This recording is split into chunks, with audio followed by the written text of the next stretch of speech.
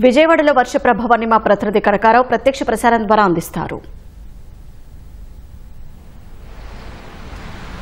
విజయవాడ నగరంలో ఇటీవల కురిసిన వర్షాల కారణంగా లోతట్టు ప్రాంతాలన్నీ జలమయమయ్యాయి. అల్పపీడనంతో మంగళవారం రాత్రి నుంచి విజయవాడ నగరంలో వర్షాలు కురుస్తున్నాయి. దీంతో లోతట్టు ప్రాంతాల్లో అయితే భారీ ఎత్తున నీరు చేరింది. అయితే నిన్న రాత్రి నుంచి ఆ స్థాయిలో వర్షం లేని కారణంగా కొన్ని ప్రాంతాల్లో ఉండే నీరంతా ఇంకిపోతుంది. మరిన్ని ప్రాంతాల్లో అయితే ఇప్పటికే నీరు రోడ్లపైనే నిలిచిపోయిన పరిస్థితి ఉంది. దీంతో లోతట్టు ప్రాంతాల ప్రజలు కూడా అప్రమత్తంగా ఉండాలని చెప్పేసి అధికారులు సూచించారు. ఇదే తరుణంలో అదే ఎన్టీఆర్ జిల్లా పరిధిలోని పాఠశాలలు విద్యాసంస్థలకు కూడా సెలవు ప్రకటించారు. ఇప్పుడు ప్రకాశం బ్యారేజ్కి వస్తున్న వరద కూడా 4 లక్షలన్నర క్యూసెక్కులు దాటిన పరిస్థితి ఉంది. ఈ తరుణంలో నదీ పరివాహక ప్రాంతాల్లో ఎవరైతే ఉన్నారో వాళ్ళంతా కూడా సురక్షిత ప్రాంతాలకు తరలి వెళ్లాలని చెప్పేసి విజ్ఞప్తి చేస్తున్నారు. ఎందుకంటే ఆ ప్రాంతాలకు వరద మరింత పెరిగే అవకాశం ఉండే క్రమంలో అంచనాలు అధికారులు వేస్తున్న తరుణంలో ఆ ప్రాంత ప్రజలందరూ కూడా అప్రమత్తం చేస్తూ అధికారులు ఎప్పటికప్పుడు ఆదేశాలు జారీ చేస్తున్న పరిస్థితి అయితే ఉంది. అన్ని ప్రాంతాల్లో నిన్న రాత్రి నుంచే మినిస్టర్లు కానీ వీళ్ళంతా కూడా స్థానిక ప్రజాప్రతినిధులు వీళ్ళంతా కూడా పర్యటించి ఆదేశాలు ఇస్తున్నారు. ఏంటంటే డ్రైనేజీల్లో ప్రధానంగా పూడికలు ఏమీ లేకుండా చర్యలు తీసుకోవాలని చెప్పేసి సూచిస్తున్నారు. గత 5 ఏళ్ల వైసీపీ హయాంలో విజయవాడ నగరంలోని డ్రైనేజ్ వ్యవస్థనే అస్తవ్యస్తంగా ఉంది. దీన్ని పట్టించుకునే పరిస్థితి లేదు.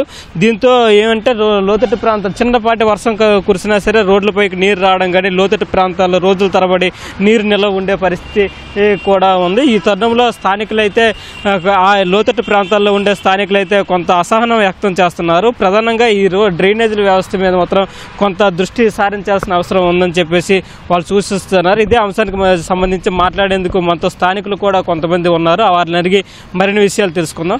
సార్ చెప్పండి, ప్రధానంగా మీరు ఈ వర్షం కారణంగా ఎలాంటి ఇబ్బందులు ఎదుర్కొంటున్నారు? గత సంవత్సరం కూడా వరదలు ఫ్లడ్స్ మూలం చాలా ఇబ్బందులు పడ్డామండి. 4-5 డేస్ అప్పుడు ఈ స్థానిక ఎమ్మెల్యే గద్దె రామ్మోహన్ రావు గారి దగ్గరుండి 5 డేస్ 6 డేస్ పరిష్కారం చేశారండి. ఇక్కడ ఉన్న కార్పొరేటర్ జాస్ సాంబశివరావు వీళ్ళందరి వలన మాకు కొంత ఇబ్బంది లేకుండా జరిగింది కాలనీ పెద్దలందరి సహకారంతో. కానీ శాశ్వత పరిష్కారం మాత్రం మాకు ఇంతవరకు దొరకలేదండి. నిన్న మినిస్టర్ గారు కూడా వచ్చి చూసి వెళ్ళడం జరిగిందండి. కానీ ఏంటి, ఇప్పుడు డ్రైన్ మీద 1/2 ఫీట్ వాటర్ ఉందండి.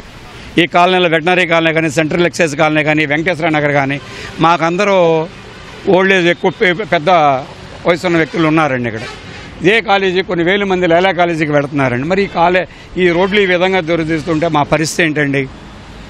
అందరికీ కాలనీలో ఎక్కువ మందికి జ్వరాలు ఇట్లాంటి ప్రాబ్లమ్స్ చాలా ఇబ్బందిగా ఉందండి పరిస్థితి. దీని తగ్గతోడు కుక్కలండి, కొన్ని వేల కుక్కలు ఉన్నాయి. మరి అట్లాగే మాకు ఈ వర్షాల మూలాన చాలా ఇబ్బందిగా ఉందండి. చేస్తే మాత్రం లాభమే ఉందండి. శాశ్వత పరిష్కారం ఉంటే మాకు ఉపయోగం ఉంటుంది. మాకు రామ్మోహన్ రావు వస్తున్నారు, ఓకే అన్నారు, చూశారు, వెళ్ళారు, చేపిస్తున్నారు. ఎంత చేసినా సరే డ్రైన్లు మాత్రం కంప్లీట్ పూడిపోయినాయి. ఎందుకంటే 40 years ఓల్డ్ డ్రైన్లు అండి. ఇప్పుడు ఉన్న పరిస్థితిని బట్టి సుబ్బారా కాలనీ దగ్గర నుంచి మా కాలనీ మీదకి వస్తాయండి వాటర్. నోవాటెల్ దగ్గర నుంచి అండర్ పాస్లో నుంచి వచ్చి వెళ్ళేది ఈ డ్రైన్కి. మరి ఈ డ్రైన్లు భరించలేకపోతున్నాయండి. 4 days బ్యాక్ ఎమ్మెల్యే గారి దగ్గరుండి లైలా కాలేజ్ డ్రైన్ కొన్ని 50-60 మందిని పెట్టి తీపిచ్చారు. సిల్ట్ పైన పోసారు, 4 రోజులు తీశారు. అలా తీయబట్టే ఆ మాత్రం కొంచెం వాటర్ ఇప్పుడు కదులుతుందండి. లేకపోతే ఈ మాత్రం కదిలేదు కాదండి. మా పరిస్థితి అంత ఇబ్బందిగా ఉందండి.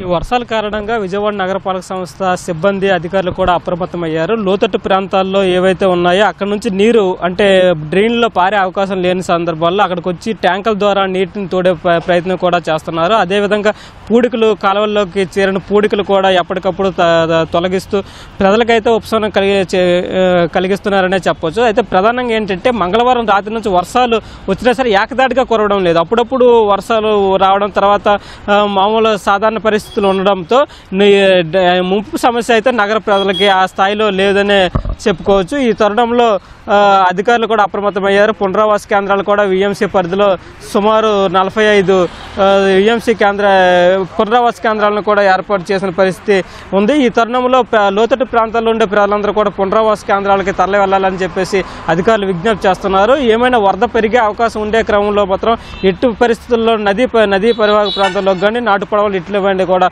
వెళ్లేందుకు ఎటువంటి పరిస్థితుల్లో ప్రయత్నం చేయకూడదని చెప్పేసి అధికారులు నదీ పరివాహక ప్రాంతంలో ఉండే వాళ్ళకి మత్స్యకారులకి వీళ్ళందరూ కూడా హెచ్చరిస్తున్న పరిస్థితి ఉంది. కెమెరామెన్ బిఎన్ఆర్తో కనకారావు, ఈటీవీ న్యూస్, విజయవాడ నుంచి. War 2 studio.